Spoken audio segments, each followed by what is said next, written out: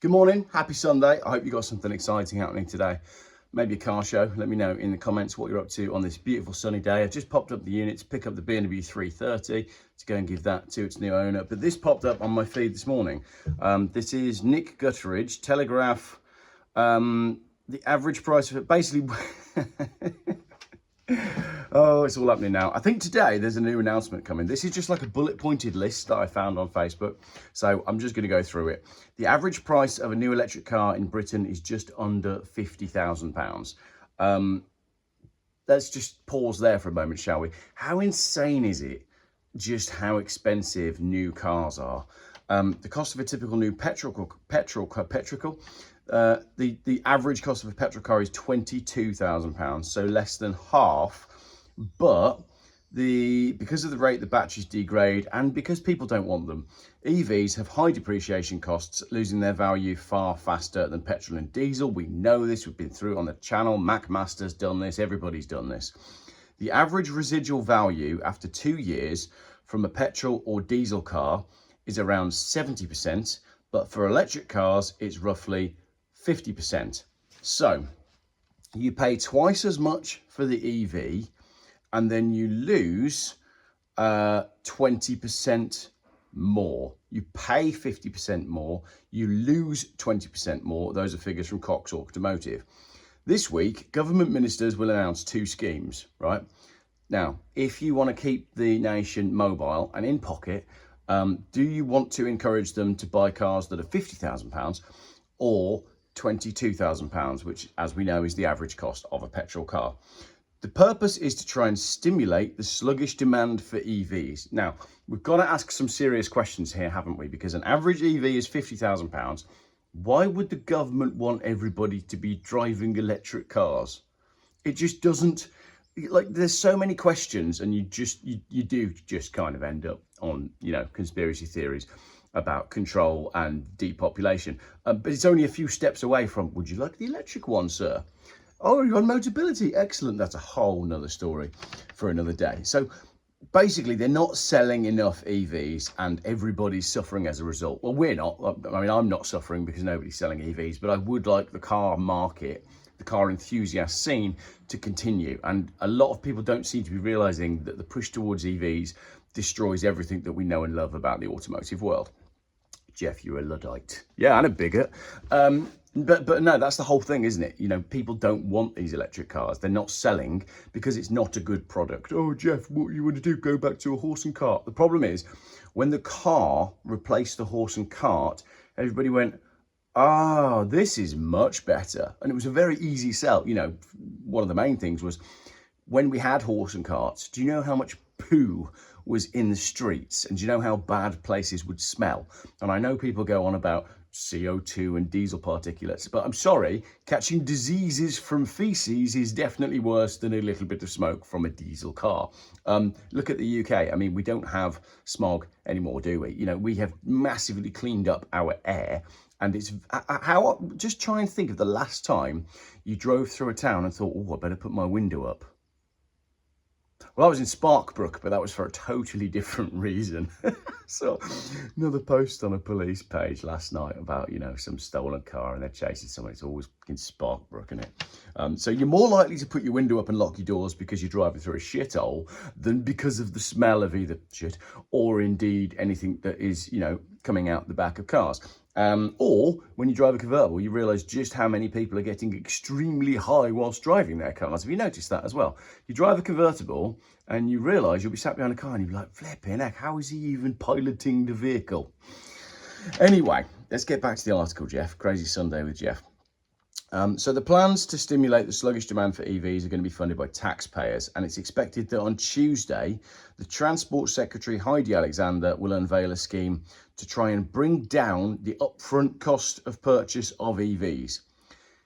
we can digest that sentence a little bit. If the cost of an EV is £50,000, because that's mostly made up of the battery, because the battery is very expensive, because it uses a lot of rare materials that they need to get out of the ground in countries where they don't have net zero and they don't have human rights and they don't have safety in the workplace rules. So they send children down the mines to get the cobalt so they can put it in the battery. No, first they've got to process it and refine it, and that causes, lithium lakes and whatnot from all the runoff of the cobalt. There's plenty of other places where you can get this information. I'm just trying to paint the picture for you. So to get your £50,000 EV on the forecourt, all of that stuff has to happen. Illegal mines, pollution, all that sort of stuff. Then it's got to be moved on a diesel lorry to a port of some sort, and then it's got to be shipped across the world on a cargo ship that uses the most polluting type of fuel, because cargo ships don't have to have exhaust pipes because they're in the middle of the sea, out in the environment. There's nothing there. There is no environment except a load of fish and waves and sunken cargo ships, because that's the other thing that happens as well. So to get to net zero, we need to stimulate people buying £50,000 cars with all the lithium, cobalt mines, kids down the mines, human rights, all that sort of stuff. Diesel lorry, cargo ship pollutes off across the ocean. One of the lithium batteries catches fire. Cargo ship burns for days until it eventually sinks with 500 cars going to the bottom of the sea. So you then need to go and order another one to do it all over again, in the hope that this time it makes it across the channel on a highly polluting cargo ship so it can get to Southampton or Bristol or wherever they come in. Then it can be loaded on another diesel lorry. It can be taken to the dealership and put in the forecourt, and they can tell you that it's zero emission. I should edit that into a short, really, shouldn't I? But anyway, that's it. I was talking about how they're going to bring down the upfront cost of purchase of EVs from £50,000 closer to the £22,000 for a petrol car. And you're going to do that. We are going to do that. Taxpayers are going to fund a 650 million grant scheme, 640 million pound grant scheme to reduce the price of new electric cars. So the government is going to use, the government, which is broke, obviously, is going to use taxpayer money. Taxpayers are all broke, obviously. The broke government is going to use broke taxpayers' money to finance expensive cars for people that didn't need them in the first place, to pretend to save the planet when they actually don't. Clown world is just, it's hilarious, isn't it? The second plan, it goes on, is to try and tackle the anxiety many people have about being able, conveniently, safely and affordably to charge the batteries of EVs.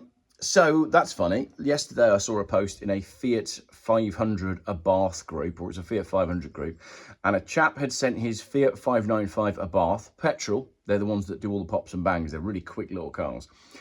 He'd sent that in for some work, and they'd given him an electrical one, the electric Fiat Abarth, still a quick little car, as a courtesy car. And he'd gone and posted on the Facebook group saying, we did a round trip of 82 miles and very nearly didn't make it. So your expensive EV has got far less range, gives you lots of squeaky bum time because you're not sure if you're going to make it on it. I mean, come on. That Volvo I've got out there, right? I got a beautiful blue V70 diesel automatic. It's got beige leather interior. And there's a couple of things about this. When the fuel light comes on, right, that's when the car is saying to me, Jeff, you need to put some fuel in. When the fuel light comes on, that's, getting to the end of the tank. I've got more range available than that Fiat when it's fully charged. And I find that astonishing, because I've driven these Volvos for years, and when you fill the tank, you've got 600-700 miles. And I like that. I couldn't possibly go to an electric car that's only got 250 miles range, which is the halfway point as to when my fuel light comes on. The other thing is as well, last night I took my lovely blue diesel Volvo and I went and bought some jerry cans off of Marketplace. Got six jerry cans, £10 each, bargain, 60 quid. Now, I can fill up those jerry cans with diesel, and if I get caught short, so long as I've got one in the car with me, I can go and put a 20-litre can of diesel in the back of my Volvo, and that will probably, I'd have to do the maths, but that's taking it up to a quarter of a tank, which is way over 200 miles.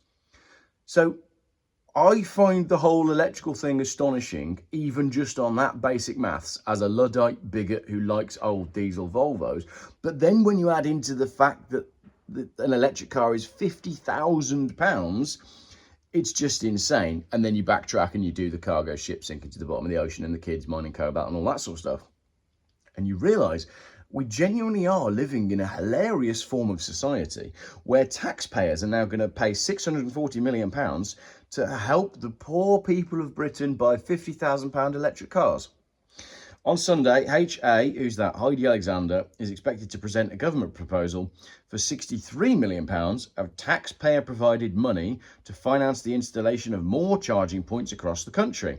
The total cost of these two schemes will be £703 million. That is so that we can put in more charging points, which will require more power, which we're now no longer producing because we've shut down the nuclear power station. So most of our power is imported and we're paying more for electricity than anywhere in Europe. And that's why I've built a camper van. Thank you very much for watching this Sunday video. Let me know if you made it to the end of the video. I thought that was really quite hilarious. And if you've got a little electric car, I just need to go try one, don't I? I need to go and try an EV.